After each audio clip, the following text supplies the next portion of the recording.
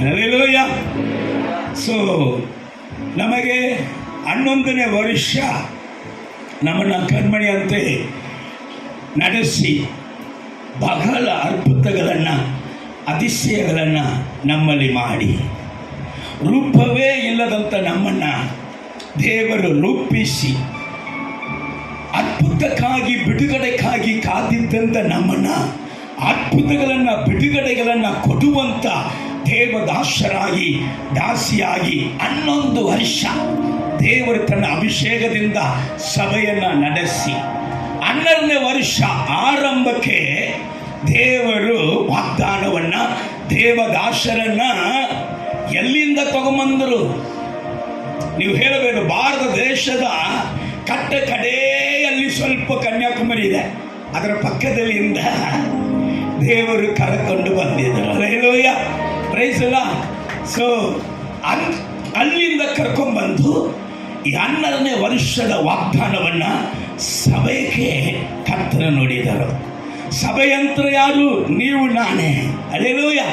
ಸಭೆಯ ಮಕ್ಕಳಿಗೆ, ಸಭೆಯ ಸೇವಕರುಗಳಿಗೆ, ಸಭೆಯ ಹಿರಿಯರಿಗೆ, ಸಭೆಯಲ್ಲಿ ಇರುವಂಥ ಸ್ತ್ರೀಗಳಿಗೆ, ಸಭೆಯಲ್ಲಿ ಇರುವಂಥ ಯವನಸ್ಥರಿಗೆ, ಸಭೆಯಲ್ಲಿ ಇರುವಂಥ ಯವನಸ್ಥರಿಗೆ, ಸಭೆಯಲ್ಲಿ ಹುಟ್ಟಿದಂಥ ಮಕ್ಕಳಿಗೆ, ಇನ್ನು ಸಭೆಯಲ್ಲಿ ಹುಟ್ಟಲಿಕ್ಕಿರುವಂಥ ಮಕ್ಕಳಿಗೆ, ಇನ್ನು ಈ ವರ್ಷದಲ್ಲಿ ದೇವರು ಈ ಇಂಟಲ್ಲಿ ನಾನು ಸೇರಿಸುವಂಥ ಕುರಿಗಳು ಇನ್ನು ಹೊರಗಡೆ ಉಂಟು, ಅವುಗಳನ್ನು ಸಹ ಈ ವಾಗ್ದಾನಕ್ಕೆ ಸಂಬಂಧಪಟ್ಟ ಕುರಿಗಳಾಗಿ ನಾನು ಇಲ್ಲಿ ಸೇರಿಸುವೇನೆ ಎಂಬುದಾಗಿ ಇನ್ನು ಸೇರಿಸಲಿಕ್ಕಿರುವಂಥ ಮಕ್ಕಳಿಗೆ ಸೇರಿ ದೇವರು ಕೊಟ್ಟಂಥ ವಾಗ್ದಾನವನ್ನು ಸ್ವಲ್ಪ ನೆನಪಿಸಿ ಆ ನಂತರ ಈ ದಿನದ ಸಂದೇಶಕ್ಕೆ ನಾವು ಹೋಗಲಿಕ್ಕಿದ್ದೇವೆ.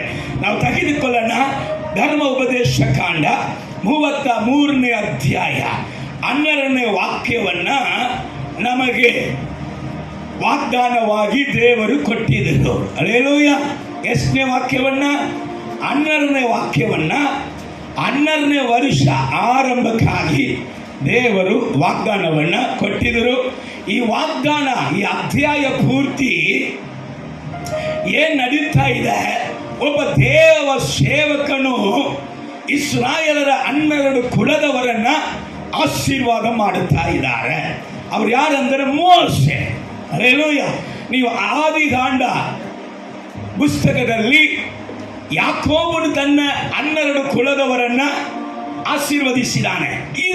ಈಗ ದೇವರು ಚೂಸ್ ಮಾಡಿದಂಥ ರಕ್ಷಕನು, ಇಸ್ರಾಯೇಲರ ರಕ್ಷಣೆಗಾಗಿ ದೇವರು ಆರಿಸಿಕೊಂಡಂಥ ಪಾತ್ರೆ, ದೇವದಾಸರು, ನಾಯಕನಾಗಿರುವಂಥ ಮೋಶೆ ಈಗ ಏನು ಮಾಡ್ತಾನೆ?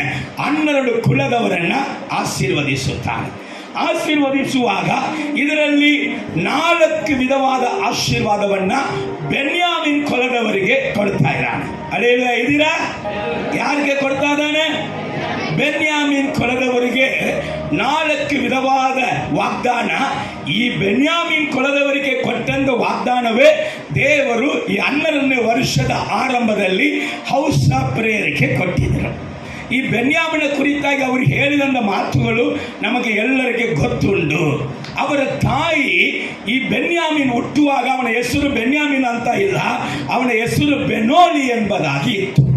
ಈ ಬೆನೋಲಿ ಎಂಬುದಾದ ಹೆಸರಿಗೆ ಅರ್ಥ ದುಃಖದ ಮಗ ಅಂತ ಹೇಳಿದರು. ಏನ್ ಮಗ? ದುಃಖದ ಮಗ. ಆದರೆ ಅವನ ತಂದೆ ಈಗ ಆ ಹೆಸರನ್ನು ಚೇಂಜ್ ಮಾಡುತ್ತಾರೆ. ಒಂದು ಕಾಲದಲ್ಲಿ ನಾವೆಲ್ಲರೂ ತಂದೆ ತಾಯಿಗೆ ದುಃಖ ಕೊಡುವಂಥ ವ್ಯಕ್ತಿಗಳಾಗಿ ಇದ್ದೇವೆ. ನೀವಿದ್ರೂ ಇಲ್ಲೋ, ನಾನಿದ್ದೆ. ತಂದೆ ತಾಯಿಗೆ ದುಃಖ ಕೊಡುವರಾಗಿದ್ದೆ. ನಾನು ತಂದೆ ತಾಯಿಗೆ ಮಾತ್ರ ಅಲ್ಲ, ಬಹಳ ಕುಟುಂಬಕ್ಕೆ ದುಃಖ ಕೊಡುವಂಥ ವ್ಯಕ್ತಿಯಾಗಿ ಇದ್ದೆ. ಯಾಕೆಂದರೆ ನನ್ನ ಬಿಸ್ನೆಸ್ಸು ಬಟ್ಟಿಗೆ ಕೊಡುವುದು. ಬಟ್ಟಿಗೆ ತಗೊಂಡವರು ಸಾಲ ತಗೊಳ್ಳುವಾಗ ಅವರನ್ನು ನಿದ್ದೆ ಮಾಡೋಕ್ಕೆ ಬಿಡಂಗಿಲ್ಲ, ಸಾಲ ಕೊಡುವ ತನಕ ಬಿಡಂಗಿಲ್ಲ. ಮುಂಚಾನೆ 5 ಗಂಟೆಗೆಲ್ಲ ಅವ್ರ ಮನೆ ಬಾಗಿಲನ್ನು ತಟ್ಟುವವನು. ರಾತ್ರಿ ಒಂದು ವೇಳೆ 11 ಗಂಟೆಗೆ ಮೇಲೆ ನನಗೆ ಎದುರುಕೊಂಡು ಬಂದಿದ್ರು ಅವನ ಬಾಗಿಲನ್ನು ತಟ್ಟಿ ರೊಕ್ಕ ಕೇಳಿ ಹಿಂಸೆ ಪಡಿಸುವಂಥ ವ್ಯಕ್ತಿಯಾಗಿ ಇದ್ದವನು. ಏನೋ ಒಂದು ವಿಷಯದಲ್ಲಿ ನಾವು ಕುಟುಂಬಕ್ಕೋ ಸಮಾಜಕ್ಕೋ ದುಃಖವನ್ನು ಉಂಟು ಮಾಡುವಂಥ ಮಕ್ಕಳಾಗಿ ಇದ್ದೇವೆ. ನಮ್ಮ ಹೆಸರು ದುಃಖದ ಮಗ ಅಂತ ಹೇಳಿದದೇನು, ಮೊದಲು ಹೇಳಿದದೇನು ತಪ್ಪೇ ಇಲ್ಲ, ಅದು ಹಂಗೆ ಇತ್ತು. ಆದರೆ ಈಗ ಯಾಕೋಬು ಪ್ರವಾದಿ, ಮನುಷ್ಯನು ದೇವರನ್ನ ಮುಖಾಮುಖಿಯಾಗಿ ದರ್ಶಿಸಿದಂತ ಈ ಬೆನ್ಯಾಮಿನ ತಂದೆ ಈಗ ಅವನ ಮೂಲಕ ದೇವರು ಅವನಿಗೆ ಹೆಸರು ಹೇಳ್ತಾ ಇದ್ದಾರೆ, ನೀನ್ ಬೆನೋಲಿ ಅಲ್ಲ, ಬೆನ್ಯಾಮೀನ್. ಬೆನ್ಯಾಮೀನ್ ಅಂತರ ಏನರ್ಥ? ದೇವರ ಧರ್ಮದ ಬಲಕೈ, ದೇವರ ಕೈ, ದೇವರ ಭುಜ, ದೇವರ ಅಧಿಕಾರ, ದೇವರ ಆಡಳಿತ, ದೇವರ ಅಧಿಕಾರ ತುಂಬಿದಂತ, ದೇವರ ಅಭಿಷೇಕ ತುಂಬಿದಂತ, ದೇವರ ಕನಿಕರ ತುಂಬಿದಂತ, ದೇವರು ಮಾಡಿದಂತ ಅದ್ಭುತ ಸೂಚಕ ಕಾರ್ಯಗಳನ್ನು ಮಾಡುವುದಕ್ಕಾಗಿ ಹಲ್ಲೆಲೂಯಾ ಒಂದು ಅಧಿಕಾರದ ಮಗನಾಗಿ ಬೆನ್ಯಾಮೀನ್ ಎಂಬುದಾಗಿ ಹೆಸರಿಡಲ್ಪಡುತ್ತದೆ. ಪಟ್ಟಿದೇನು ತಪ್ಪಲ್ಲ. ಬೆನೋಲಿಯಾಗಿದ್ದಂತ ನಮ್ಮನ್ನ ದೇವರು ಬೆನ್ಯಾಮೀನಾಗಿ ಬದಲಾಯಿಸಿದನು. ಹಲ್ಲೆಲೂಯಾ. ಈ ಬೆನ್ಯಾಮೀನಾಗಿ ಬದಲಾಯಿಸಿದ ನಂತರ ಈ ಹೌಸ್ ಆಫ್ ಪ್ರೇಯರ್ಗೆ ದೇವರು ಹೇಳಿದಂತ ಮಾತು, ನಿನ್ ಕರ್ತನಿಗೆ ಪ್ರಿಯನು. ಮೊದಲನೇ ಆಶೀರ್ವಾದ ಒಂದೇ ವಾಕ್ಯದಲ್ಲಿದೆ. ಅವನು ಯಾರು? ಅವನು ಬೆನ್ಯಾಮೀನ್ ಕುಲದವರ ವಿಷಯದಲ್ಲಿ ಈ ಹಂತನು. ಇನ್ನೊಂದು ರಹಸ್ಯ ನಿಮಗೆ ಹೇಳಕ್ ಬಯಸ್ತೇನೆ. 12 ಕುಲದವರಲ್ಲಿ ಈ ಬೆನ್ಯಾಮೀನ್ ಗೋತ್ರ 12ನೇ ಗೋತ್ರ. ಆದರೆ ಇಲ್ಲಿ ಮೋಸೆ ಆಶೀರ್ವದಿಸುವಾಗ ಈ ಬೆನ್ಯಾಮೀನ್ 12ನೇ ನಂಬರಲ್ಲಿ ಇದ್ದವನು ಈಗ 4ನೇ ನಂಬರ್ಗೆ ಬರ್ತಾನೆ. ಅತಿಶಯ. ನೀವು ಬೇಕಾದಲ್ಲಿ ಓದಿ ನೋಡಿ. ಮೊದಲು ರೂಬನನ್ನು ಆಶೀರ್ವಾದ ಮಾಡುತ್ತಾನೆ, ಎರಡನೇದಾಗಿ ಲೇವಿಯನ್ನು ಆಶೀರ್ವಾದ ಮಾಡುತ್ತಾನೆ, ಮೂರನೇದಾಗಿ ಯೂದವನ್ನು ಆಶೀರ್ವಾದ ಮಾಡುತ್ತಾನೆ, 4ನೇದಾಗಿ ಯಾರನ್ನ ಆಶೀರ್ವಾದ ಮಾಡ್ತಾನೆ? ಬೆನ್ಯಾಮೀನ್. ಇವನ್ ಲೈನಲ್ಲಿ ಎಲ್ಲಿ ಬರಬೇಕಾಯ್ತಿ? ಇವನ್ 12ನೇ ಲೈನಲ್ಲಿ ಬರಬೇಕಾಯಿತು. ಆದರೆ ಯೋಸೇಫ್ ಕೂಡ 5ನೇ ಸ್ಥಳಕ್ಕೆ ತಳ್ಳಲ್ಪಡ್ತಾನೆ. ಇವನು 4ನೇ ಸ್ಥಳಕ್ಕೆ ಮುಂದೆ ಬರ್ತಾ ಇದ್ದಾನೆ. ಹಲ್ಲೆಲೂಯಾ. ಆಶ್ಚರ್ಯ, ಅದ್ಭುತ. ದೇವರ ನಾಮಕ್ಕೆ ಮಹಿಮೆ ಉಂಟಾಗಲಿ. ಒಂದು ಮಾತುಗೂ ರಹಸ್ಯಗಳು ಉಂಟು. ಒಂದು ಮಾತು ಪ್ರವಾದನೆ ಮಾತು. ಹಲ್ಲೆಲೂಯಾ. ನಿಮ್ಮಲ್ಲಿ ಪರಿಶುದ್ಧ ಆತ್ಮನ ಇರುವುದಾದರೆ ದೇವರ ಆತ್ಮನು ನಿಮಗೆ ಅದನ್ನು ತಿಳಿಯಪಡಿಸುತ್ತಾನೆ. ಚೆನ್ನಾಗಿ ಗಮನಿಸಿರಿ. ಈ 4ನೇ ಸ್ಥಳಕ್ಕೆ 12ನೇ ಸ್ಥಳದಲ್ಲಿ ಇದ್ದವನು ಈಗ ಎಲ್ಲಿಗೆ ಬಂದಾನೆ? 4ನೇ ಸ್ಥಳಕ್ಕೆ ಬಂದು ಈ 4ನೇ ಸ್ಥಳದಲ್ಲಿ ಈಗ ಇರುವವನಿಗೆ ಆಶೀರ್ವಾದ ಹೇಳಲ್ಪಡ್ತಾ ಇದೆ.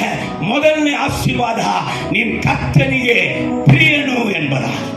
ಈ ಮೇ ತಿಂಗಳು ಮೊದಲನೇ ವಾರದಲ್ಲಿ ನಾವೊಂದು ಸಂದೇಶವನ್ನು ಕೇಳಿದ್ದೇವೆ.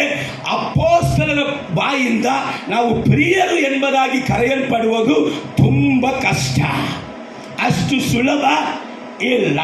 ಸರಿ, ಯಾರನ್ನ ದೇವರ ಪ್ರಿಯನು ಎಂಬುದಾಗಿ ಅಲ್ಲಿ ಹೇಳುತ್ತೆ ಎಂಬುದಾಗಿ 3ನೇ ಯೋಹಾನಲ್ಲಿ ನಾವು ನೋಡಿದ್ದೇವೆ. ಅವರು ಸತ್ಯದಲ್ಲಿ ನಡೆಯುವವರು. ಹಲ್ಲೆಲೂಯಾ ಹೇಳಿ, ಹಲ್ಲೆಲೂಯಾ ಹೇಳಿ. ಮೊದಲನೇ ಇದು, ಅವರು ಸತ್ಯದಲ್ಲಿ ನಡೆಯುವವರು. ಎರಡನೇದಾಗಿ ಅವರು ಆತ್ಮನಲ್ಲಿ ಅಭಿವೃದ್ಧಿ ಹೊಂದಿದವರು. ನೀವು ಆತ್ಮನಲ್ಲಿ ಅಭಿವೃದ್ಧಿ ಹೊಂದುವ ಪ್ರಕಾರ ಸಕಲ ವಿಷಯದಲ್ಲಿಯೂ ಕೂಡ ನೀನು ಅಭಿವೃದ್ಧಿ ಹೊಂದಬೇಕು ಎಂಬುದಾಗಿ ವಾಕ್ಯ ಹೇಳುತ್ತೆ. ಆತ್ಮನಲ್ಲಿ ಅಭಿವೃದ್ಧಿ ಹೊಂದಿದಂತ ಸಭೆ ಸಕಲ ಆಶೀರ್ವಾದದಲ್ಲಿಯೂ ಅಭಿವೃದ್ಧಿ ಹೊಂದುವುದಕ್ಕಾಗಿ ಕರೆಯಲ್ಪಟ್ಟಂತ ಸಭೆ, ಪಕ್ಷಪಾತ ಇಲ್ಲದಂತ ಸಭೆ, ಅತಿಥಿ ಸತ್ಕಾರ ಮಾಡುವಂತ ಸಭೆ, ದೇವರ ಚಿತ್ತವನ್ನ ನಡೆಸುವಂತ ಸಭೆ. ಈ ಸಭೆಗೆ ಮೊದಲನೇ ಹೆಸರು ನೀನು ಕರ್ತನಿಗೆ ಪ್ರಿಯನು ಎಂಬ. ಹಲ್ಲೆಲೂಯಾ. Praise the Lord. ದೇವರ ಮಗಳೇ, ಕರ್ತನು ನಿನ್ನನ್ನು ನೋಡಿ ಹೇಳುತ್ತಾರೆ. ಹೌಸ್ ಆಫ್ ಪ್ರೇಯರ್ ಸೇವೆಯನ್ನ ನಡೆಸುವಂತ ಎಲ್ಲ ಸೇವಕಿಗಳೇ, ದೇವರು ನಿಮ್ಮನ್ನು ನೋಡಿ ಹೇಳುತ್ತಾರೆ. ನೀವು ನಡೆಸುವಂತ ಜನಾಂಗಗಳನ್ನ ನೋಡಿ ಹೇಳುತ್ತಾರೆ, ನೀನು ಕರ್ತನಿಗೆ ಪ್ರಿಯನು. ಹಲ್ಲೆಲೂಯಾ. ಎರಡನೇ ಆಶೀರ್ವಾದ ಅಲ್ಲಿ ಹೇಳಲ್ಪಡುತ್ತಾ ಇದೆ, ಸುರಕ್ಷಿತವಾಗಿ ಆತನ ಬಳಿಯಲ್ಲಿ ವಾಸ ಮಾಡುವನು. ಏನು ಆಶೀರ್ವಾದ? ಸುಖವಾಗಿ, ವ್ಯಾಧಿ ಉಳ್ಳವನಾಗಿ, ರೋಗ ಉಳ್ಳವನಾಗಿ, ಕೊರತೆ ಉಳ್ಳವನಾಗಿ,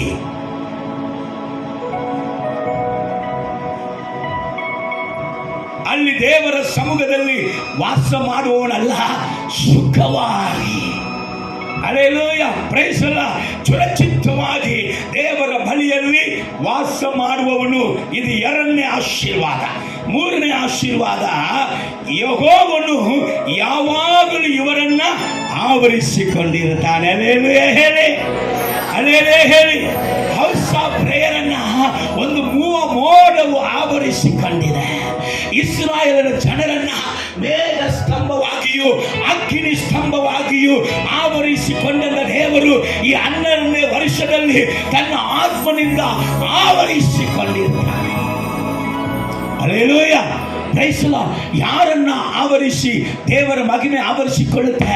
ಪ್ರಾರ್ಥಿಸುವವನನ್ನ, ಆರಾಧಿಸುವವನನ್ನ, ಸತ್ಯ ವೇದವನ್ನ ಓದುವವನನ್ನ, ಸತ್ಯ ವೇದವನ್ನ ಧ್ಯಾನಿಸುವವನನ್ನ, ಪ್ರಸಂಗ ಮಾಡುವವನನ್ನ, ಪ್ರಸಂಗದಂತೆ ನಡೆಯುವವನನ್ನ, ಪ್ರಸಂಗವನ್ನ ಕೇಳುವವನನ್ನ ದೇವರ ಮಹಿಮೆ ಆವರಿಸಿಕೊಳ್ಳುತ್ತೆ.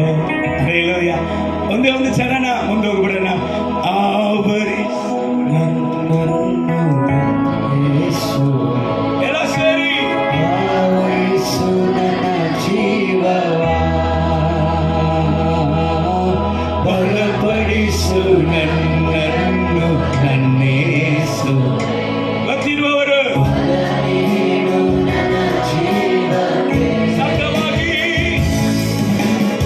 ಆವರಿಸು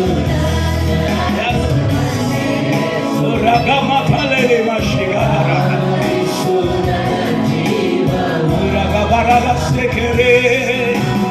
ಬಲಪಡಿಸು ನನ್ನನ್ನು ನನ್ನೇಸುವೆ, ಬಲ ನೀಡು ನನ್ನ ಜೀವಕ್ಕೆ.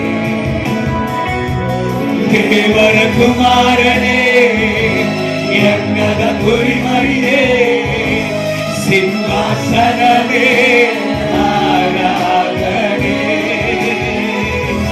ದೇವರ ಕುಮಾರನೇ, ಯಜ್ಞದ ಕುರಿಮರಿಯೇ, ಸಿಂಹಾಸನವೇ ಆರಾಧನೆ.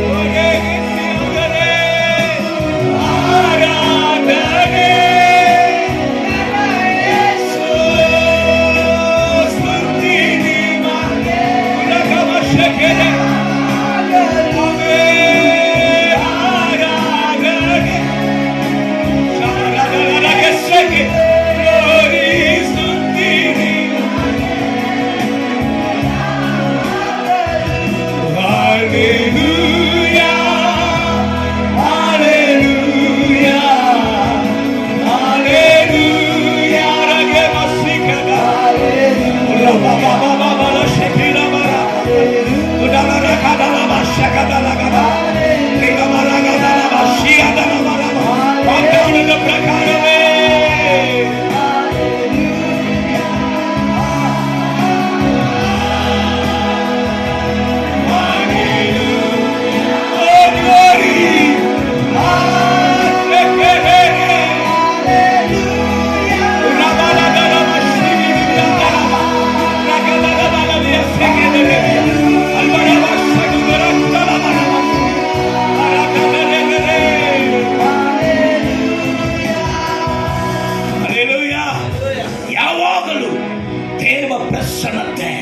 ಅವರನ್ನ ಆವರಿಸಿಕೊಂಡಿರ್ತಾರೆ.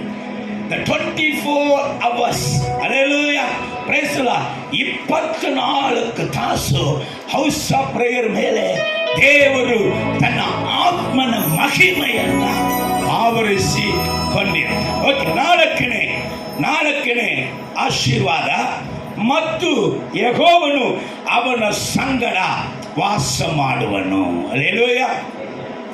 ಯಾರು ನಮ್ಮ ಸಂಗಡ ವಾಸ ಮಾಡುವನು? ಯೆಹೋವನು ನಮ್ಮ ಸಂಗಡ ವಾಸ ಮಾಡುವನು. ರೈಟ್. ಈ ವಾಸ ಮಾಡುವಂತ ದೇವರ ಕುರಿತಾಗಿ ಆತನಿಗೆ ನಾಮವು, ಈ ವಾಸ ಮಾಡುವಂತ ದೇವರಿಗೆ ಒಂದು ನಾಮವು ಕೊಡಲ್ಪಡುತ್ತೆ. ಅವರ ಸಂಗಡ ಇರುತ್ತಾನೆ, ಅವರ ಸಂಗಡವೇ ಇದ್ದಾನೆ. ಹೌಸ್ ಆಫ್ ಪ್ರೇಯರ್ ಸಂಗಡ ಇದ್ದಾನೆ. ಅಲ್ಲೇ ಆತ ಆತನು ಇರುತ್ತಾನೆ. ಇಂದ ಇರುವಾತನಿಗೆ ವಾಸ ಮಾಡುವಂತ ದೇವರಿಗೆ ಒಂದು ವಾಗ್ದಾನ, ಒಂದು ನಾಮವು ಕೊಡಲ್ಪಡುತ್ತೆ. ಆ ನಾಮವನ್ನೇ ನಾವು ಇವತ್ತು ಧ್ಯಾನ ಮಾಡುತ್ತೇವೆ. ಅಲ್ಲೆಲ್ಲ ಹೇಳಿ. ಈಗ ಈ ಆಶೀರ್ವಾದದ ಮೆಸೇಜ್ ಅಲ್ಲದೆ ನಾವು ಕೇಳಿದ್ದೇವೆ. ಇದನ್ನ ಸ್ವಲ್ಪ ನಾವು ಏನ್ ಮಾಡಿದ್ದೇವೆ, ಅದನ್ನ ನೆನಪಿಸಿದ್ದೇವೆ.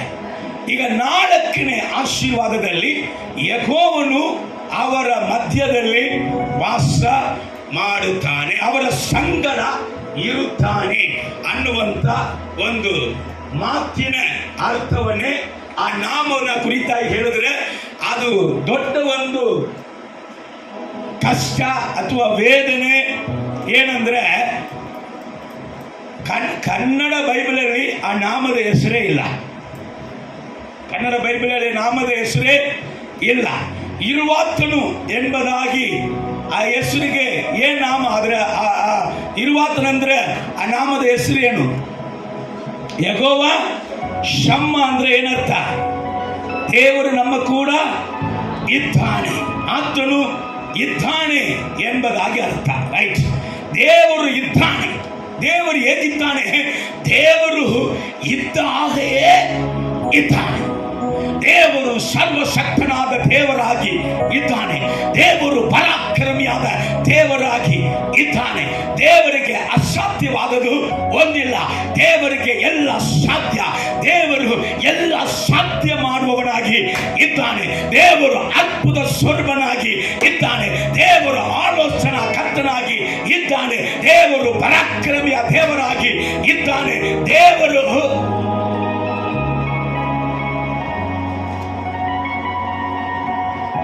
ಸಮಾಧಾನದ ಪ್ರಭುವಾಗಿ ಇದ್ದಾನೆ.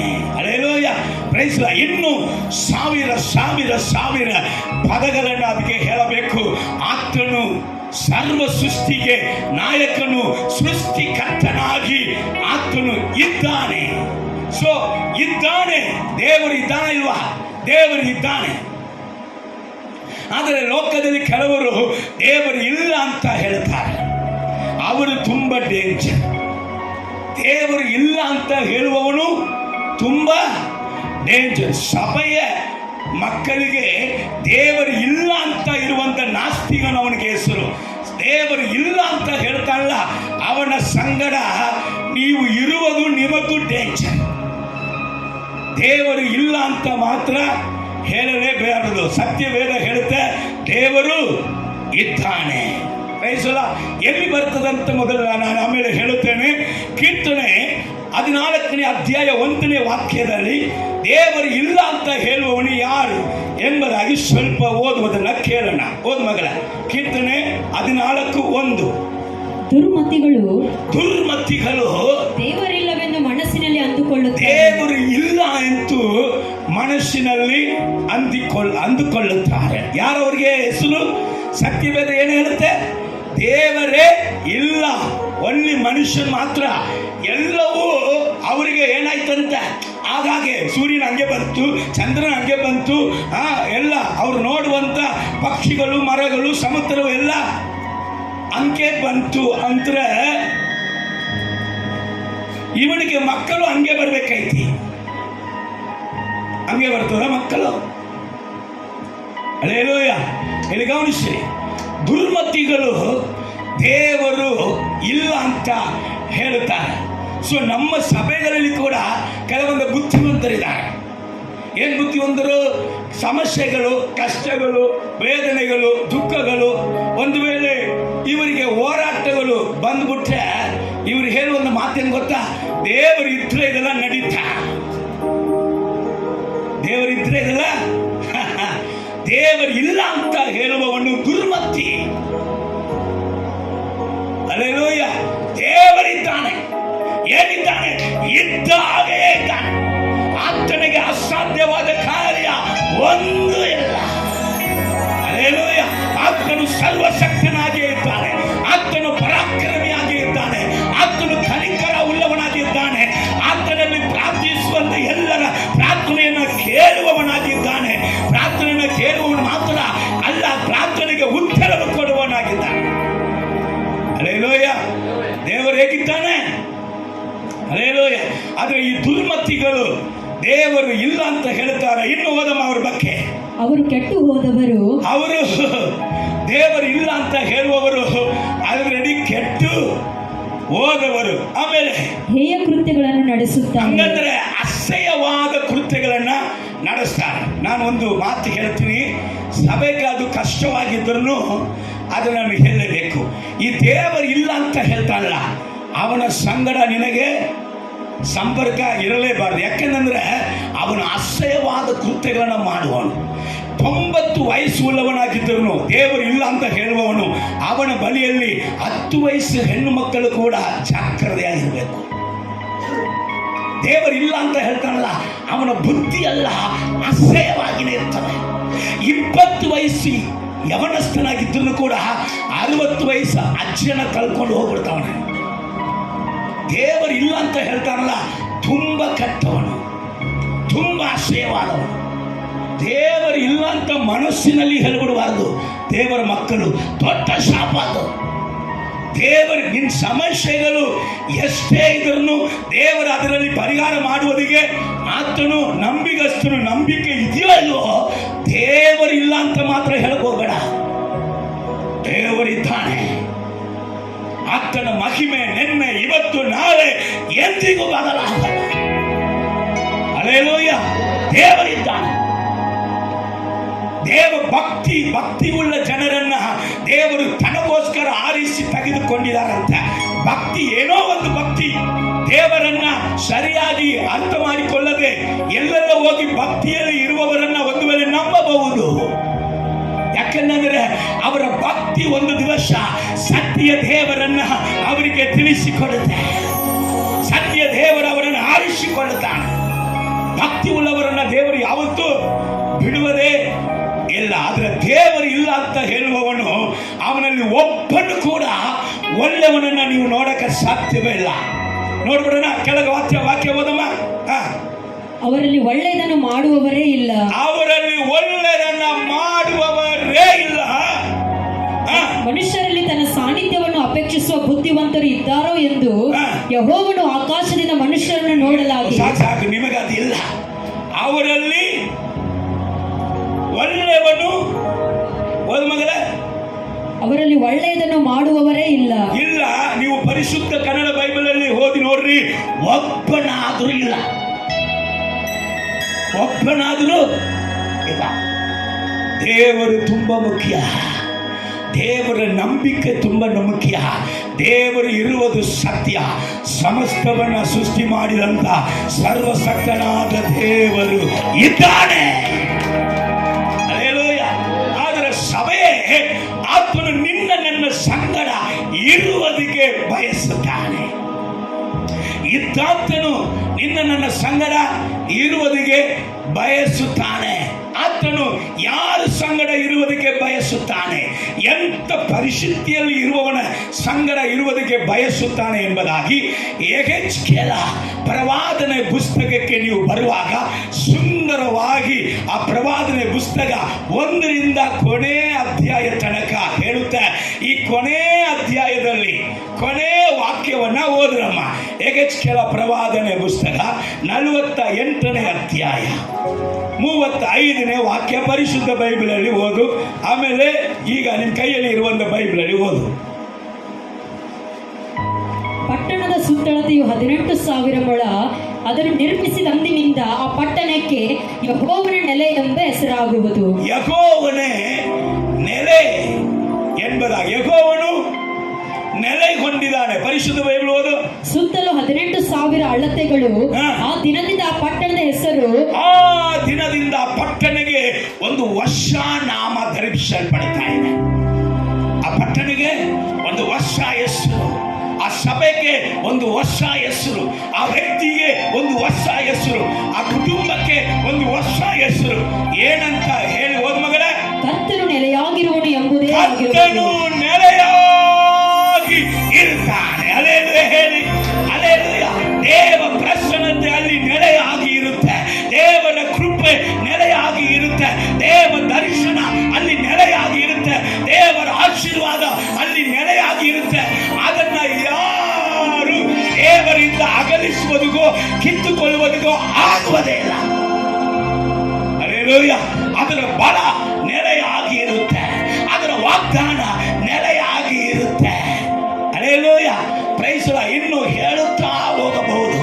ದೇವರ ಮಹಿಮೆ ಅದರ ಮೇಲೆ ನೆಲೆಯಾಗಿ ಇರುತ್ತೆ. ಇದು ನೆಲೆಯಾಗಿ ಇರುವವನ ಹೆಸರಿಗೆ ತಮಿಳ್ ಬೈಬಲ್ ಹೇಳುತ್ತೆ ಯೆಹೋವ ಶಮ್ಮ ಎಂಬುದಾಗಿ ಅದರ ಹೆಸರು. ಕರಗಳ ತಟ್ಟು.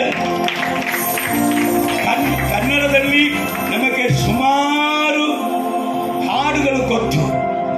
ಯೆಹೋವ ಶಮ್ಮ ಈ ಕೂಡ ನಾವು ಆರಾಧನೆಯಲ್ಲಿ 1-2-3 ಹಾಡು ಹಾಡ್ಬಿಟ್ಟಿದ್ವಿ. ಹಲ್ಲೆಲೂಯಾ. ಆದರೆ ಪರಿಸ್ಥಿತಿ ಏನಂದ್ರೆ ಒಂದು ಸತಿ ಕೂಡ ಕನ್ನಡ ಬೈಬಲಲ್ಲಿ ಯೆಹೋವ ಶಮ್ಮ ಅಂತ ಹೆಸರೇ ಇಲ್ಲ. ಆದರೂ ಕೂಡ ದೇವರು ಎಷ್ಟು ಒಳ್ಳೆಯವನು. ಇವತ್ತು ಕನ್ನಡ ಮಕ್ಕಳ ಮಧ್ಯದಲ್ಲಿ ಈ ಹೌಸ್ ಆಫ್ ಪ್ರೇಯರ್ ಸಭೆಯಲ್ಲಿ ಯೂಟ್ಯೂಬ್ ಮೂಲಕ, ಫೇಸ್ಬುಕ್ ಮೂಲಕ ಯೆಹೋವ ಶಮ್ಮ ಎಂಬುದಾದ ಶಬ್ದವನ್ನ ಕನ್ನಡ ಜನರು ಕೇಳುವಂತೆ ದೇವರು ಇವತ್ತು ಸಹಾಯ ಮಾಡ್ತಾರೆ. ಹಲ್ಲೆಲೂಯಾ. ಅದಕ್ಕೆ ಅರ್ಥ ಏನು? ನೆಲೆಯಾಗಿರುವವನು. ಒಂದು ಸರಣ ಆಡೋಣ. ಸ್ಥಿರಪಡಿಸುವಾತನೇ, ಸ್ಥಿರಪಡಿಸುವಾತನೇ, ಬಲಪಡಿಸುವಾತನೇ, ಕೆಳಬಿದ್ದ ಸ್ಥಳದಲ್ಲೇ ನಿಲ್ಲಿಸುವಾತನೇ, ಬಲಪಡಿಸುವಾತನೇ, ಹೆಚ್ಚಿಸುವಾತನೇ, ನಮ್ಮ ಪರ ನಿಂತು ಜಯ ನೀಡುವಾತನೇ, ಸ್ಥಿರಪಡಿಸುವಾತನೇ, ಬಲಪಡಿಸುವಾತನೇ, ಕೆಳಬಿದ್ದ ಸ್ಥಳದಲ್ಲೇ ನಿಲ್ಲಿಸುವಾತನೇ, ಗಣಪಡಿಸುವಾತನೇ,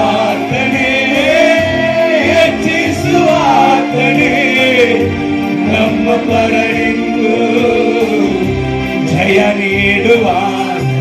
ಏನಾದರೂ ನೀನೆ ಮಾಡಿ ಕಲೆಯೆಲ್ಲ ಬದಲಾಯಿಸಿದೆ, ನಿನ್ನ ನಾಮಕ್ಕೆ ಎಲ್ಲ ಮಹಿಮೆ ತಂದುಕೊಳ್ಳುವೆ. ಏನಾದರೂ ನೀನೆ ಮಾಡಿ ಕಲೆಯೆಲ್ಲ ಬದಲಾಯಿಸಿದೆ, ನಿನ್ನ ನಾಮಕ್ಕೆ ಎಲ್ಲ ಮಹಿಮೆ ತಂದುಕೊಳ್ಳುವೆ. ಯೇಸುವೇ, ಯೇಸುವೇ, ನಿನಗೆ ಎಲ್ಲ ಸಾಧ್ಯವೇ. ಯೇಸುವೇ, ಯೇಸುವೇ, ನಿಮಗೆ ಎಲ್ಲ ಸಾಧ್ಯವೇ. ಹಲ್ಲೆಲೂಯಾ. ನೆಲೆಪಡಿಸುವಂತ ದೇವರು. ನೀವು ಯೆಹೆಜ್ಕೇಲ ಹೃದಯದಲ್ಲಿ ಒಂದು ನೋವು, ಯೆಹೆಜ್ಕೇಲ ಹೃದಯದಲ್ಲಿ ಒಂದು ಪ್ರಶ್ನೆ. ಏನ್ ಪ್ರಶ್ನೆ ಅಪ್ಪ? ದೇಶವು 3 ರಾಜ್ಯಗಳು ಬಂದು ದೇಶವನ್ನ ಗುಲಾಮತನದಲ್ಲಿ ಇಟ್ಟುಕೊಟ್ಟಿತ್ತು. ಒಂದು ರಾಜ್ಯವು ಜನರನ್ನ ಗುಲಾಮರಾಗಿ ಸೆರೆ ಹಿಡಿದು ಕರೆಕೊಂಡು ಹೋಗ್ಬಿಟ್ಟಿತು. ಕೊನೆಯದಾಗಿ ದೇಶವು ಕೂಡ ಸುಡಲ್ಪಟ್ಟಿತ್ತು. ಕಾರಣ ಏನು ಗೊತ್ತಾ? ದೇಶವು ದೇವ ಮಹಿಮೆಯನ್ನ ಕಳೆದುಕೊಂಡಿತ್ತು. ದೇವರ ಮಹಿಮೆಯನ್ನ ಕಳೆದುಕೊಂಡಿತ್ತು. ಎರಡನೇದಾಗಿ ದೇಶವು ಸುಟ್ಟು ಬಿಡಲ್ಪಟ್ಟಿತ್ತು.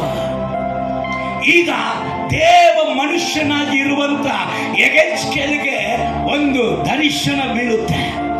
ಅವನ ಹೃದಯದಲ್ಲಿ ಈ ದೇಶ ಪುನಃ ಕಟ್ಟಲ್ಪಡುತ್ತಾ, ಇದನ್ನ ದೇವರು ಪುನಃ ಪ್ರೀತಿಸುತ್ತಾನ, ಇದನ್ನ ಮತ್ತೆ ಇದರ ಸ್ಥಾನದಲ್ಲಿ ದೇವರು ಸ್ಥಾಪಿಸುತ್ತಾನ ಎಂಬುದಾಗಿ ಒಂದು ದೊಡ್ಡ ಪ್ರಶ್ನೆ ಅವನಲ್ಲಿ ಓಡುತ್ತಾ ಇದ್ದಾಗ, ನೀವು ಯೆಹೆಜ್ಕೇಲ ಪ್ರವಾದನೆ ಪುಸ್ತಕ 1ನೇ ಅಧ್ಯಾಯವನ್ನು ಓದಿ ನೋಡ್ರಿ.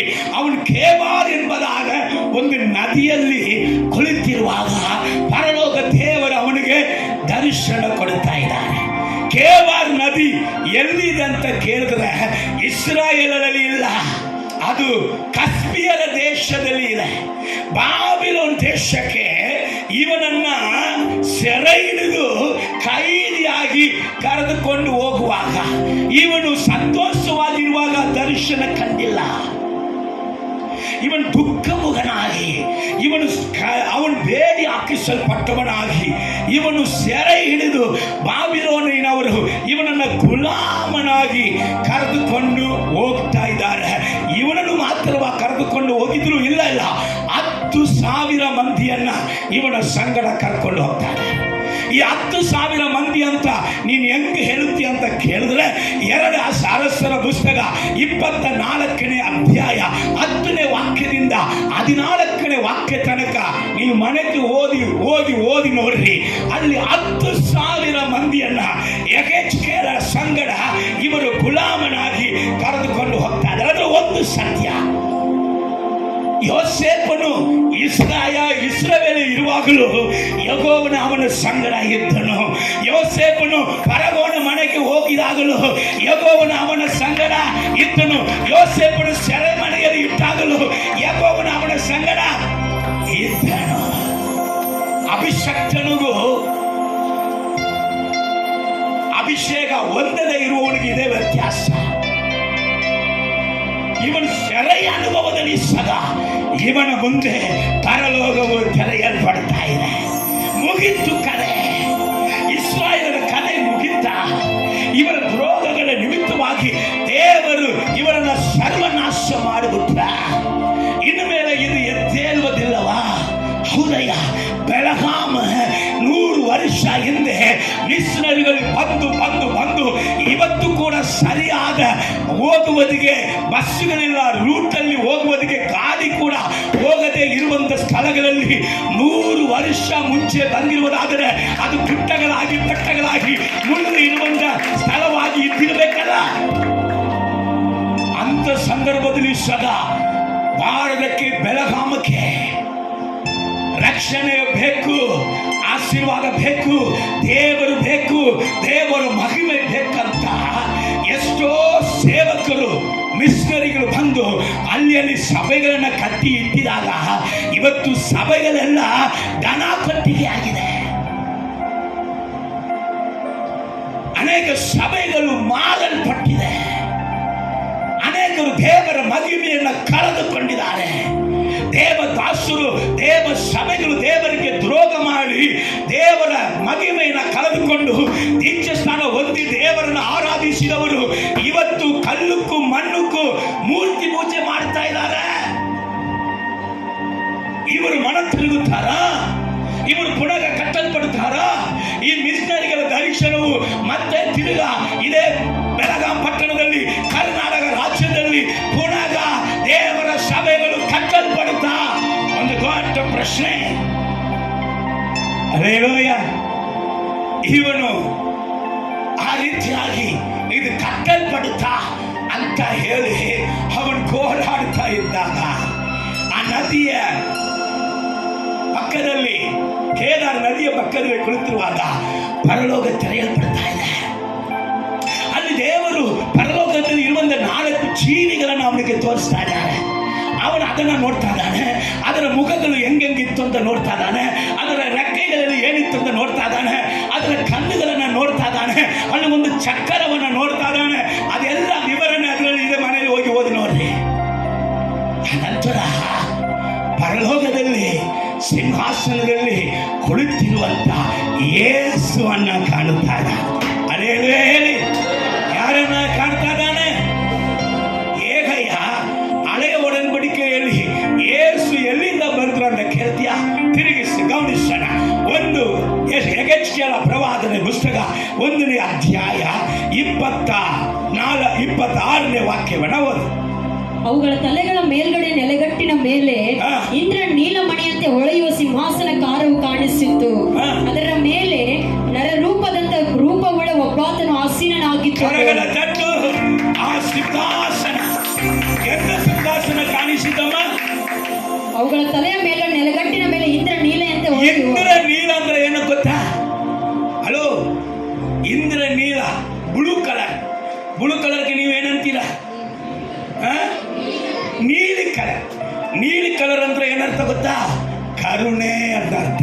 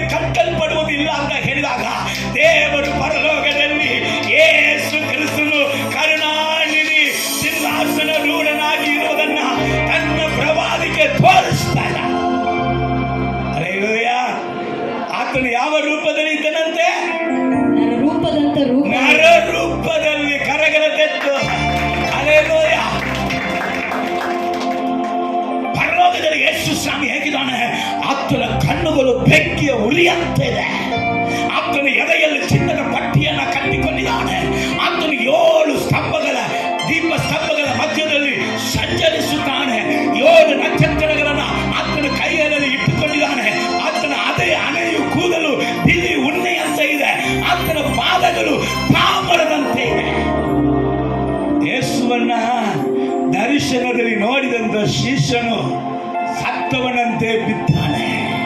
Hallelujah, hallelujah, hallelujah. ಈ ದೇಶವು ಮತ್ತೆ ಕಟ್ಟಲ್ಪಡುತ್ತಾ ಅಂತ ಹೇಳಿ ಅವನ 3 ದರ್ಶನಗಳನ್ನ ನೋಡ್ತಾ ಇದ್ದಾನೆ. ಹಲ್ಲೆಲೂಯ. ಈ ದರ್ಶನಗಳು, ಕಾರ್ಯಗಳು ನಮಗೆ ತಿಳ್ಕೋಬೇಕಂದ್ರೆ ಒಂದು ಸ್ಟೋರಿ ನಮಗೆ ಗೊತ್ತಾಗಬೇಕು. ಬಿದ್ದು ಹೋಗಿದಂತ ಜನ, ಅಗಲಿಸಲ್ಪಟ್ಟಂತ ಜನ, ಸುಟ್ಟು ಬೂದಿ ಆಗ್ಬಿಟ್ಟಿತ್ತು, ಇದು ಮತ್ತೆ ಕಟ್ಟಲ್ಪಡುತ್ತಾ ಅಂತ ಗೊತ್ತಾಗಬೇಕಂದ್ರೆ ಒಂದು ಕತೆ ನಮಗೆ ಏನ್ ಕತೆ? ಎಲ್ಲರೂ ಗೊತ್ತಿರುವ ಒಂದು ಕತೆ, ಆದಾಮ್ ಅವ್ವಳ ಕತೆ.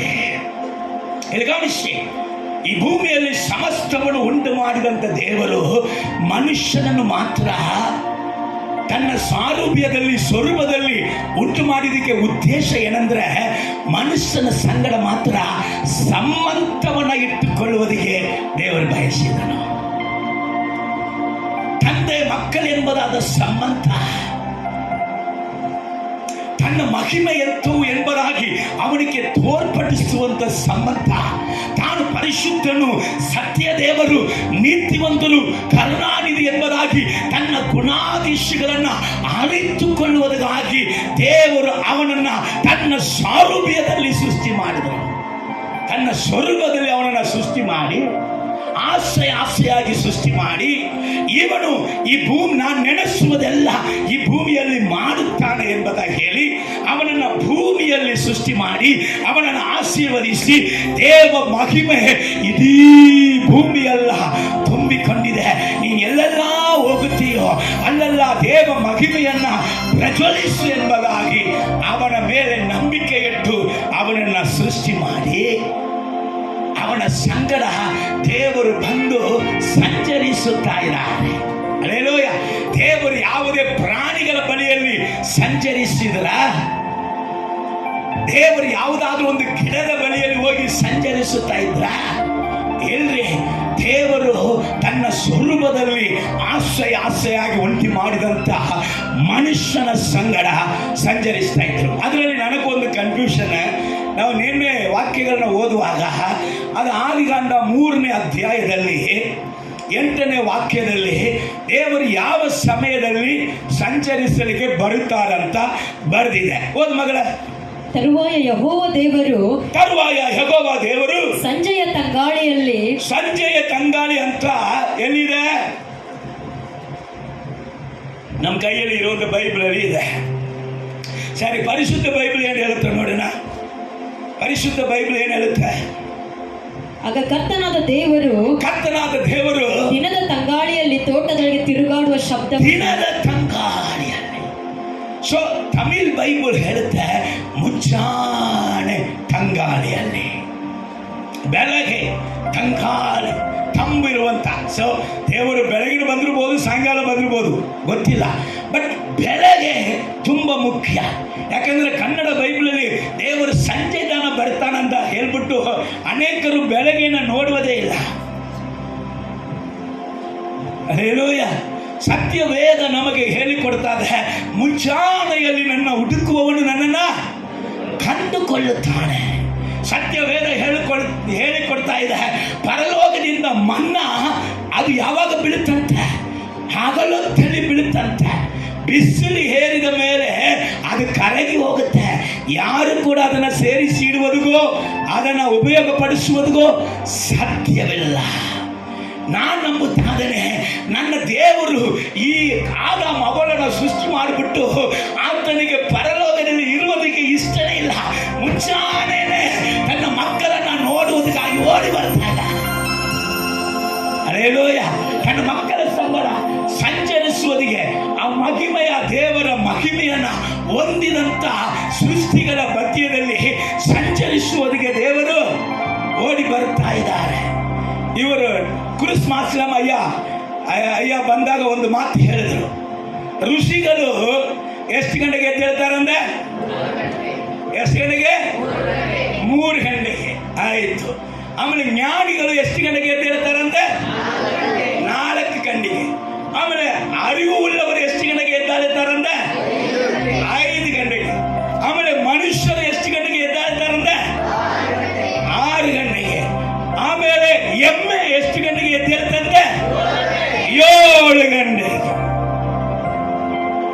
ಇದ್ದೀರಾ?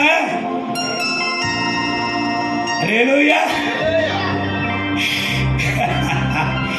ಹಲ್ಲೆಲೂಯಾ. ಒಂದೇ ಒಂದು ಚರಣ. ಸ್ವರ್ಗೀಯ ತಂಗಾಳಿ ನನ್ನ ಮೇಲ ಬೀಸಯ್ಯ, ಪಾರಿವಾಳದಂತೆ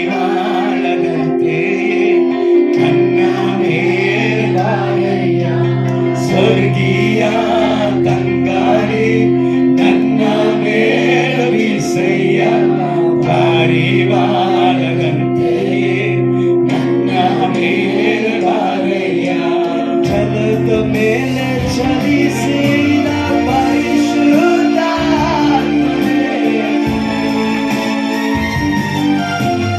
ಜಲದ ಮೇಲೆ ಚಲಿಸಿದ ಪರಿಶುದ್ಧಾತ್ಮನೇ, ಬಲದಿಂದ ಬರಕ್ಕಾಗಿ ನನ್ನ ಮೇಲೆ ಬಾರಯ್ಯ. ಬಲದಿಂದ ಬರಕ್ಕಾಗಿ ನನ್ನ ಮೇಲೆ ಬಾರಯ್ಯ. ಸ್ವರ್ಗೀಯ ತಂಗಾಳಿ ನನ್ನ ಮೇಲೆ ಬೀಸಯ್ಯ, ಪಾರಿವಾಳದಂತೆ ನನ್ನ ಮೇಲೆ ಬಾರಯ್ಯ. ಮೊಣಕಾಲ ವರೆಗಳಲ್ಲ, ಸೊಂಟಾದ ವರೆಗಳಲ್ಲ, ಮೊಣಕಾಲ ವರೆಗಳಲ್ಲ, ಸೊಂಟಾದ ಈಜುವಾಲ ಬೇಕಯ್ಯ, ಸೆಳೆದುಕೊಂಡು ಈಜುವಾಲ ಬೇಕಯ್ಯ, ಸೆಳೆದುಕೊಂಡು.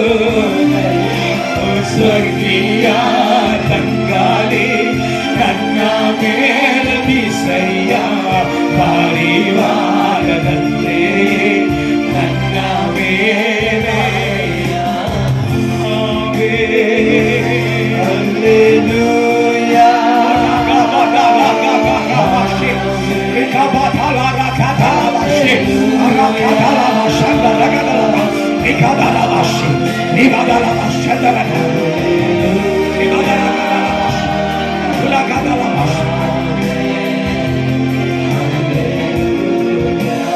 ಹಲ್ಲೆಲೂಯಾ. ಈ ಸಂಬಂಧವನ್ನ ಅಗಲಿಸಿದ ಯಾವುದಯ್ಯ? ದೇವರು ತಾನು ಆಸೆಯಾಗಿ ಸೃಷ್ಟಿ ಮಾಡಿದಂತ ತನ್ನ ಮಕ್ಕಳೊಟ್ಟಿಗೆ ಆತನು ಸಂಚರಿಸುತ್ತಾ ಇದ್ದಾಗ ಅವರು ಬೆತ್ತಲೆಯಾಗಿ ಇದ್ದರೂ ಸಹ ಅವರು ಬೆತ್ತಲಾಗಿ ಇರುವುದು ಕಾಣದೆ ದೇವರು ತನ್ನ ಮಹಿಮೆಯಿಂದ ಅವರನ್ನ ತುಂಬಿಸಿದ್ದಾಗ ದೇವರ ಮಹಿಮೆಯನ್ನು ಕಳೆದುಕೊಂಡು ದೇವರ ಪಕ್ಕದಲ್ಲಿ ಬರದ ಹಾಗೆ ಅವನು ದೂರದಲ್ಲಿ ಹೋಗಿ ತನ್ನನ್ನು ಮುಚ್ಚಿಕೊಂಡಿದ್ದು ದೇವರಿಂದ ಅಗಲಿ ಹೋಗಿದ್ದು. ಅಗಲಿಸಿದು ಯಾವುದು? ಪಾಪ. ದೇವ ಮಹಿಮೆಯನ್ನ, ದೇವ ಆಶೀರ್ವಾದವನ್ನ, ದೇವ ಸ್ಥಾನವನ್ನ, ದೇವರ ಒಡನಾಟವನ್ನ, ದೇವರ ವಾಗ್ದಾನವನ್ನ, ದೇವರು ಇಟ್ಟಿರುವಂತ ಎಲ್ಲ ಆಶೀರ್ವಾದವನ್ನ ಅವನಿಂದ ಅಗಲಿಸಿದು ಪಾಪ. ಅದಕ್ಕೆ ಸತ್ಯವೇದ ಹೇಳುತ್ತೆ, ರೋಮರ ಪತ್ರಿಕೆ 3ನೇ ಅಧ್ಯಾಯ 23ನೇ ವಾಕ್ಯ ಹೇಳುತ್ತೆ, ಎಲ್ಲರೂ ಪಾಪ ಮಾಡಿ ದೇವ ಮಹಿಮೆಯನ್ನು ಹೊಂದದೆ ಹೋಗಿದ್ದಾರೆ. ಈಗ ಇಸ್ರಾಯೇಲ್ ಪಾಪ ಮಾಡಿ ದೇವ ಮಹಿಮೆಯನ್ನು ಕಳೆದುಕೊಂಡ್ಬಿಟ್ಟಿತ್ತು, ದೇವರ ಶಾಪಕ್ಕೆ ಗುರಿಯಾಗ್ಬಿಟ್ಟಿತ್ತು, ದೇವರ ಸಂಬಂಧದಿಂದ ಅಗಲುವಿಕೆ ಬಂದುಬಿಟ್ಟಿತ್ತು. ಅಲ್ಲಿ ಅವರು ಆಶೀರ್ವಾದಗಳೆಲ್ಲ ಸುಡಲ್ಪಟ್ಟಿತ್ತು, ಜೀವನವೆಲ್ಲ ಗುಲಾಮತನ. Hallelujah, hallelujah. ಆದರೆ ಕೊನೆ ಅಧ್ಯಾಯ, ಕೊನೆ ವಾಕ್ಯದಲ್ಲಿ ದೇವರು ಹೇಳುತ್ತಾರೆ, ಇವರ ಸಂಗಡ ನಾನು ಇರುವೆನು, ಇವರ ಸಂಗಡ ನಾನು. ಇವರಿಗೆ ಒಂದು ದಿನ ಬರುತ್ತೆ, ಅಯ್ಯ ದಿನ ಬರ್ತಯ್ಯ, ಕಟ್ಟಲ್ ಬರ್ತಾರಯ್ಯ, ಇವರು ಮತ್ತೆ ಇವರ ಮೇಲೆ ಪ್ರೀತಿಸ್ತೀಯಾ? ಪ್ರಶ್ನೆ. ಆದಾಮ ಅವ್ವಳು ದೇವರ ಮಹಿಮೆಯನ್ನು ಕಳೆದುಕೊಂಡು ಅಗಲಿಸಲ್ಪಟ್ಟರು. ಆ ನಂತರ ಅವರ ಸಂತತಿಯಲ್ಲಿ ಯೋನೋಕನ ಸಂಗಡ ದೇವರು ಸಂಚರಿಸಿದನು, ನೋಗನ ಸಂಗಡ ದೇವರು ಸಂಚರಿಸಿದನು, ಆಬ್ರಹಾಮನ ಸಂಗಡ ನಾ ನಿನ್ನ ಸಂಗಡ ಇದ್ದೇನೆ ಅಂತ ಹೇಳಿದನು, ಇಸಾಕ ಸಂಗಡ ಹೇಳಿದನು, ಯಾಕೋಬ ಸಂಗಡ ಹೇಳಿದನು, ಮೋಸೆಗೆ ಹೇಳಿದನು ನಾನು ನಿನ್ನ ಸಂಗಡ ಇದ್ದೇನೆ ಅಂತ. ಅದು ಮಾತ್ರ ಅಲ್ಲ, ಅಲ್ಲಿ ಮೋಸೆಗೆ ನಂತರ ಯೆಹೋಶುವನಿಗೆ ಹೇಳ್ತಾನೆ, ನಾನು ಮೋಸೆ ಸಂಗಡ ಇದ್ದಾಗೆ ಯೆಹೋವ ಶ್ರಮವಾಗಿ ನಿನ್ನನ್ನು ನಡೆಗೊಳಿಸುವವನಾಗಿ, ನಿನ್ನನ್ನು ನನ್ನಿಂದ ಯಾರು ಅಗಲಿಸುವುದಕ್ಕೆ ಸಾಧ್ಯ ಇಲ್ಲದೆ ಯೆಹೋವ ಶ್ರಮವಾಗಿ ಮೋಸೆ ಸಂಗಡ ಇದ್ದಾಗೆ ನಿನ್ನ ಸಂಗಡನು ಇರುವೆ. ಆಮೇಲೆ ಮೋಸೆಗೆ ಹೇಳ್ತಾರೆ, ನಾನು ಇಸ್ರಾಯೇಲ್ ಸಂಗಡ ಇರುವೇನು. ಇಸ್ರಾಯೇಲ್ ಸಂಗಡ ಏನಿತ್ತು? ಮಹಿಮೆ, ಮೇಘ ಸ್ತಂಭವು ಅವರ ಸಂಗಡವೇ ಇತ್ತು. ಅದು ಎದ್ದು ಮುಂದೆ ಹೋಗುವಾಗ ಇಸ್ರಾಯೇಲ್ ಜನರು ತನ್ನ ಪ್ರಯಾಣವನ್ನು ಆರಂಭಿಸಿದರು. ಈ ದೇವರ ಮಹಿಮೆಯನ್ನ ಇಸ್ರಾಯೇಲ್ ಜನ ಸ್ವಲ್ಪವಾಗಿ ಕಳೆದುಕೊಂಡ್ರು. ದೇವ ಮಹಿಮೆ ಯಾವತ್ತು ಸಭೆ ಬಿಟ್ಟು ಹೋಗುತ್ತೋ ಅವತ್ತು ಸಭೆಗೆ ಏನ್ ಗತಿ. ದೇವ ಮಹಿಮೆ ಯಾವಾಗ ಕುಟುಂಬ ಬಿಟ್ಟು ಹೋಗುತ್ತೋ ಅವತ್ತು ಕುಟುಂಬಕ್ಕೆ ಏನ್ ಗತಿ. ದೇವ ಮಹಿಮೆ, ದೇವ ಪ್ರಸನ್ನತೆ ಒಬ್ಬ ಆತ್ಮೀಗರನ್ನ ಬಿಟ್ಟು ಹೋಗಿದಾಗ ಆ ಆತ್ಮೀಗನಿಗೆ ಏನ್ ಗತಿ. ಯಾರು ಹೇಳ್ತಾರೆ ಗೊತ್ತಾ?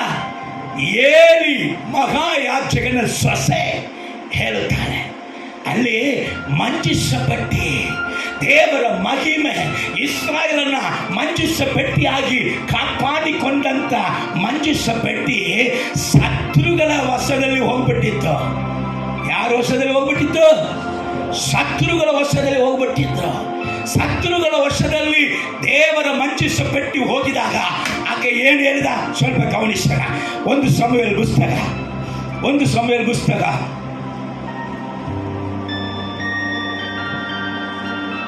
4ನೇ ಅಧ್ಯಾಯ 21ನೇ ವಾಕ್ಯ. ದೇವರ ಮಂಜೂಷವು ಶತ್ರುವಶವಾದರಿಂದಲೂ, ದೇವರ ಮಂಜೂಷವು ಶತ್ರುವಿನ ವಶವಾಗಿದ್ದರಿಂದಲೂ, ಮಾವನು ಗಂಡನ ಮೃತ್ಯು ಹೊಂದಿದರಿಂದಲೂ. ಏನಪ್ಪ? ಮಾಮನು ಗಂಡನು ಏನಾಗಿದೆ? ಹಲೋ, ಎಂತ ಸಭೆಯಲ್ಲಿ ಎಂತ ಸೇವೆಯಲ್ಲಿ ದೇವರ ಮಹಿಮೆ ಕಳಕೊಳ್ಳುತ್ತೋ ಅಲ್ಲಿ ಮರಣ ನಿಶ್ಚಯ.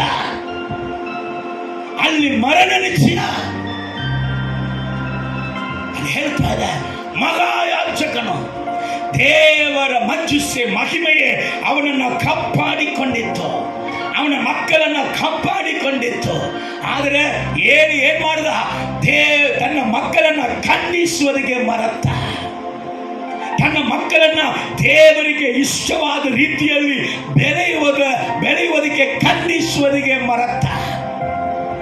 ಇವತ್ತು ಸಭೆಗಳಲ್ಲಿ ಖಂಡಿಸುವಂತ ಪ್ರಸಂಗ ಬೇಡ. ಸತ್ಯ ಹೇಳುತ್ತೆ, ಎಂದ ಸಭೆಯಲ್ಲಿ ಖಂಡಿಸುವಂತ ಪ್ರಸಂಗ ಇಲ್ಲವೋ ಆ ಸಭೆ ಸಾಯುತ್ತೆ. ಆ ಸಭೆಯಲ್ಲಿ ದೇವರ ಮಹಿಮೆ ಇರುವುದಿಲ್ಲ. ಯಾಕೆಂದ್ರೆ ಆ ಸೇವಕನು ಸತ್ತನಿಗೆ ಸಮಾನ. ಆದರೆ ಹೌಸಾಪ್ರೆಯಲ್ಲಿ ನಾನು ಸರಿ, ನನ್ನ ಎಲ್ಲ ಸೇವಕರು, ನನ್ನ ಮಕ್ಕಳ ಜೊತೆ ಸೇವೆ ಮಾಡುವಂಥ ಮಕ್ಕಳು ಸರಿ, ನೀವು ಖಂಡಿಸುವುದನ್ನು ಇಲ್ಲಿ ತನಕ ಬಿಟ್ಟಿಲ್ಲ ಎಂಬುದಾಗಿ ನಂಬುತ್ತಾ ಇದ್ದೇನೆ. ಪ್ರೀತಿಸಬೇಕು, ಕಟ್ಟಬೇಕು, ಎಬ್ಬಿಸಬೇಕು, ಖಂಡಿಸಬೇಕು, ಗದರಿಸಬೇಕು, ಬುದ್ಧಿ ಹೇಳಬೇಕು. ಹಲ್ಲೆಲೂಯಾ. ಅಲ್ಲಿ ಯಾರು ಸತ್ತ? ಹೇಳಿ ಸತ್ತ? ದೇವರಿಗೆ ವಿರುದ್ಧವಾಗಿ ದೇವ ಯಾಜಕನಾಗಿ ದೇವರ ಆಲಯದಲ್ಲಿ ದೇವರ ಸ್ಥಾನದಲ್ಲಿ ದೇವರು ಕೊಟ್ಟಂತ ಸ್ಥಾನದಲ್ಲಿ ಇಟ್ಟುಕೊಂಡು ದೇವರಿಗೆ ದ್ರೋಹ ಮಾಡಿದಂತ ಪಾಸ್ಟರ್ಗಳು ಸತ್ತು.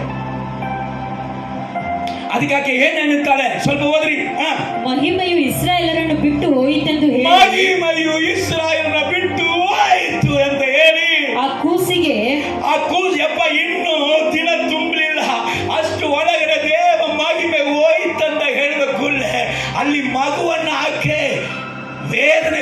ಮಗುವನ್ನ ಎತ್ತಲು ಆ ಕೂಸಿಗೆ ಇಕ್ಕಬೋದ್ ಎಂದು ಹೆಸರಿಟ್ಟರು. ಇಕ್ಕಬೋದ್, ದೇವ ಮಹಿಮೆಯನ್ನ ಕಳಕೊಂಡವನಂದ ಅರ್ಥ. ತುಂಬ ಡೇಂಜರ್ ಏನ್ ಗೊತ್ತಾ? ದೇವ ಮಹಿಮೆಯನ್ನು ಮಾತ್ರ ಕಳ್ಕೋಬಾರದು, ದೇವ ಪ್ರಸನ್ನತೆ ಮಾತ್ರ ಕಳ್ಕೋಬಾರದು. ಎಷ್ಟು ನಿಮಗೆ ವಿರುದ್ಧವಾದ ಸೈತಾನ ಬಾಣಗಳು ಯಾರ ಮೂಲಕ ಬೇಕಾದ್ರೂ ಬರಲಿ, ಎಷ್ಟು ಶೋಧನೆ ಬರಲಿ, ಎಷ್ಟು ಚಾಲೆಂಜ್ಗಳು ಬರಲಿ, ದೇವ ಮಹಿಮೆ ತುಂಬ ಮುಖ್ಯ. ದೇವ ಮಹಿಮೆ ತುಂಬ ಮುಖ್ಯ. ಅಲ್ಲಿ ದಾವೀದನು ಒಂದು ಸಮಯದಲ್ಲಿ ಎಲ್ಲವನ್ನು ಕಳೆದುಕೊಂಡ. ಅವನು ಎಲ್ಲವನ್ನು ಕಳ್ಕೊಂಡು ನಿಂದಾನ ಓ ಅಂತ ಅಳ್ಕೊಂಡು, ಹೆಂಡತಿ ಮಕ್ಕಳು ಅವನ ಸಂಗಡ ಇದ್ದವರು ಎಲ್ಲರನ್ನು ಕೂಡ ಏನ್ ಮಾಡ್ಬಿಟ್ರು, ಅವರನ್ನ ಸೆರೆ ಹಿಡಿದು ಹೋಗ್ಬಿಟ್ರು. ಅಳುವುದಕ್ಕೂ ಕೂಡ ದೇಹದಲ್ಲಿ ಅವನಿಗೇನಿಲ್ಲ, ಶಕ್ತಿ ಇಲ್ಲ, ಅಳುತ್ತಾನೆ. ದೇವರು ಹೇಳ್ತಾರೆ, ನೀನು ಎಲ್ಲ ಕಳ್ಕೊಂಡಿಯಲ್ಲ, ನನ್ನನ್ನು ಮಾತ್ರ ನೀ ಕಳ್ಕೊಂಡಿಲ್ಲ. Hallelujah, praise the Lord. ಅವನೇ ಹೇಳ್ತಾನೆ, ನೀವು ಕೀರ್ತನೆ 51ನೇ ಅಧ್ಯಾಯ 11ನೇ ವಾಕ್ಯದಲ್ಲಿ ಅವನು ಹೇಳ್ತಾನೆ, ನಿನ್ನ ಸನ್ನಿಧಿಯಿಂದ ನನ್ನನ್ನು ತೆಗೆಯಬೇಡ, ನಿನ್ನ ಪರಿಶುದ್ಧ ಆತ್ಮನನ್ನ ನನ್ನಿಂದ ತೆಗೆಯಬೇಡ. ಹಲ್ಲೆಲೂಯಾ. ಒಂದೇ ಒಂದು ಚರಣ. ಏನು ಕಳೆದುಕೊಂಡರು ನಿನ್ನ ಕಳೆದುಕೊಳ್ಳಲಾರೆ, ಏನು ಕಳೆದುಕೊಂಡರು ನಿನ್ನ ಕಳೆದುಕೊಳ್ಳಲಾರೆ, ರಕ್ಷಣೆ ಕೊಟ್ಟವನೇ ನಾನು ನಿನಗಾಗಿ ಜೀವಿಸುವೆ,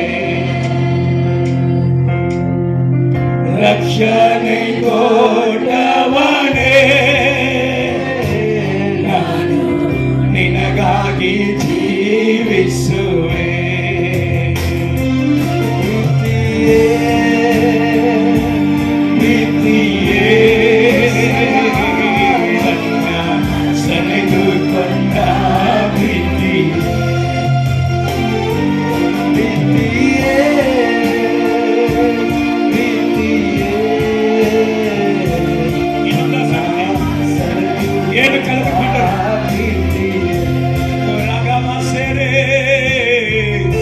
ಏನು ಕಳೆದುಕೊಂಡರು ನಿನ್ನ ಕಳೆದುಕೊಳ್ಳಲಾರೆ, ಏನು ಕಳೆದುಕೊಂಡರು ನಿನ್ನ ಕಳೆದುಕೊಳ್ಳಲಾರೆ, ಸೇವೆಯ ಕೊಟ್ಟವನೇ ನಾನು ನಿನಗಾಗಿ ಯೇಸುವೇ.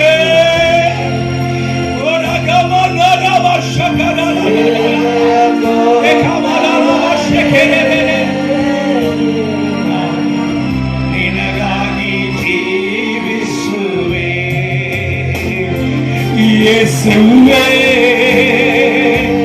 ಯೇಸುವೇ. ಸೆಳೆದುಕೊಂಡ ಯೇಸುವೇ, ಯೇಸುವೇ,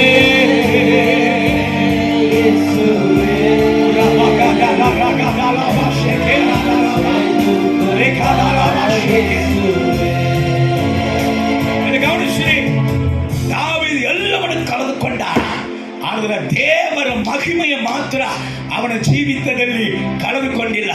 ಸಿಕ್ಕಿದ ಏನು ಗೊತ್ತಾ? ಅವನು ಕಳೆದುಕೊಂಡಿದಂತ ಎಲ್ಲವನ್ನು ಕೂಡ ದೇವರು ತಿರುಗಿಸಿ ಅವನಿಗೆ ಕೊಟ್ಬಿಟ್ರೆ. ಕರಗಳ ತಟ್ಟ. ನಿನ್ನ ಜೀವನದಲ್ಲಿ ನೀನು ಏನು ಕಳೆದುಕೊಂಡರೂ ನಡೀತಾ, ದೇವರ ಮಹಿಮೆಯನ್ನು ಮಾತ್ರ ಕಳ್ಕೋಬಾರ್ದ. ನೀನು ಏನು ಕಳ್ಕೊಂಡ್ರು, ನೀನು ಕಳ್ಕೊಂಡಿದ್ದು 1 ಪಟ್ಟಂದ್ರೆ ದೇವರು 100 ಪಟ್ಟು ನಿನಗೆ ತಿರುಗಿ ಕೊಟ್ಟು ಬಿಡುತ್ತಾರೆ. 100 ಪಟ್ಟು ನಮಗೆ ತಿರುಗಿ ಕೊಡುವುದು ಏನಂದ್ರೆ ದೇವ ಮಹಿಮೆ, ದೇವ ಪ್ರಸನ್ನತೆ, ದೇವರ ಒಡನಾಟ, ದೇವರ ಸಂಗಡ ಇರುವುದು. ಅದುವೇ ಯೆಹೋವ ಶಮ್ಮ. ನಾನು ಅವನ ಸಂಗಡ, ಆ ದೇಶದ ಸಂಗಡ ಇದ್ದೇನೆ, ನೆಲೆಗೊಂಡಿದ್ದೇನೆ.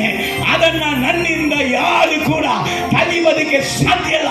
ಅದರ ಅಭಿಷೇಕ, ಅದರ ವರ, ಅದರ ಮೇಲೆ ದೇವರು ಇಟ್ಟಿರುವಂತ ದೇವ ಚಿತ್ತವನ್ನ ಒಬ್ಬರು ತಡೆಯಕ್ಕಾಗುವುದು. ಅದು ದೇವರ ಮಹಿಮೆ ಅದರ ಮೇಲೆ ನೆಲೆಗೊಂಡಿರುತ್ತದೆ. ಯೆಹೋವ ಶಮ್ಮ. ಇನ್ನು ಬಹಳ ಇದಾವ, ನಾನು ಇದು ಇಷ್ಟೇ ಹೇಳಿದೆ. ಹಲ್ಲೆಲೂಯಾ. ಸಮಯ ಮುಗಿತು. ಮುಂದಿನ ವಾರ ಸಾಧ್ಯವಾದರೆ ಪ್ರಸಂಗವನ್ನು ಮುಗಿಸುವುದಿಗೆ ಪ್ರಯತ್ನ ಮಾಡ್ತೀನಿ. ಆದರೆ ಈ ಯೆಹೋವ ಶಮ್ಮಾವೇ ಇಮ್ಮಾನುವೇಲನು ಎಂಬುದಾಗಿ ಬೆಳಗ್ಗೆ ಮಾತಾಡಿದ್ದೀನಿ. ಯೆಹೋವ ಶಮ್ಮಾವೇ ಇಮ್ಮಾನುವೇಲನು, ಯೇಸು ಅಂತ. ಆ ಸಂದೇಶವನ್ನು ಏನು ಮಾಡಿ ಫೇಸ್ಬುಕ್ಕಲ್ಲಿ ಇರ್ತದೆ, ಅದನ್ನು ಕೇಳಿ. ಮುಂದಿನ ವಾರ ಕೂಡ ಸಾಧ್ಯವಾದರೆ ಅದನ್ನು ಮಾತಾಡಿನೇ ಮುಂದೆ ಹೋಗುತ್ತೇವೆ. ಕಣ್ಗಳ ಮುಚ್ಚಿದವರಾಗಿ ಪ್ರಾರ್ಥನೆ ಮಾಡೋಣ. Thank you Jesus.